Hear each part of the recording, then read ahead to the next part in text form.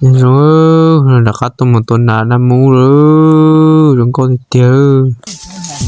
Sao phụ tía, sao tía một mẫu rồi.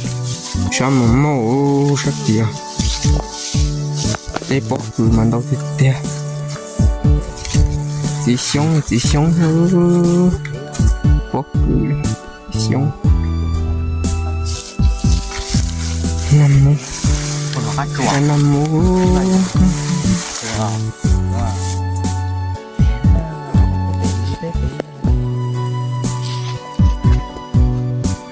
Trong lò xé thì tiêu để cho nó mũ rồi.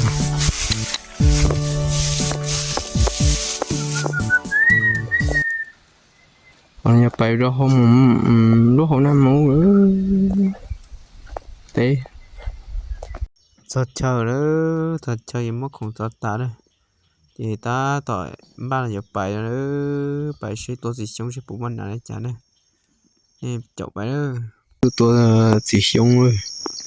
Tôi chỉ sống bốn trả năm mũ nó đó. Chỉ sống xin dư thật ta đó. Sống cột ta là nó là chống cơ. Chúng ta tạo bí xỉa tôi chính tố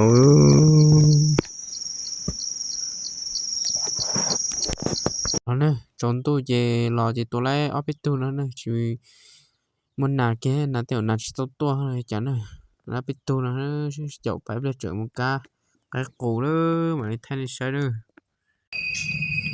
tôi cái cổ là tôi cái cổ trong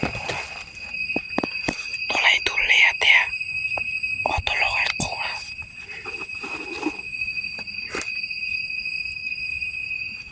bây giờ tôi phải cả bỏ bây giờ cả bỏ bây giờ mà cái bỏ cái cổ là có thứ nè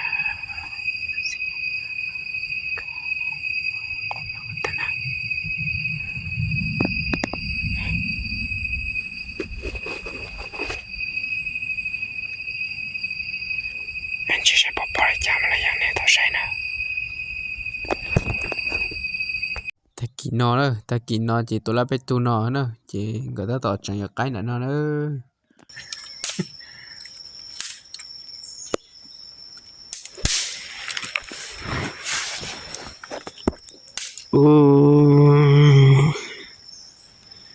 ta kỹ để đi nó mình là trắng mà chúng ta cũng rồi có thể là trắng gỗ thì chiều nó là trắng chứ này có ra ớt thèn bé gì là họ thích bé này cũng lông nha đỡ thế nhóc bùa tí chờ năm mũ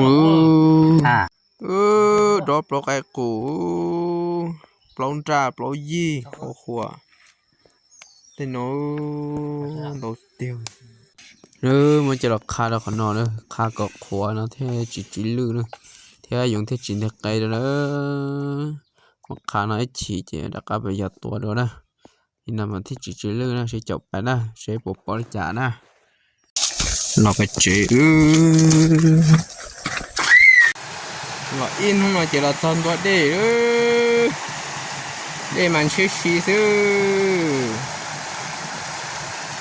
để mà lo chỉ lo chia xí xíu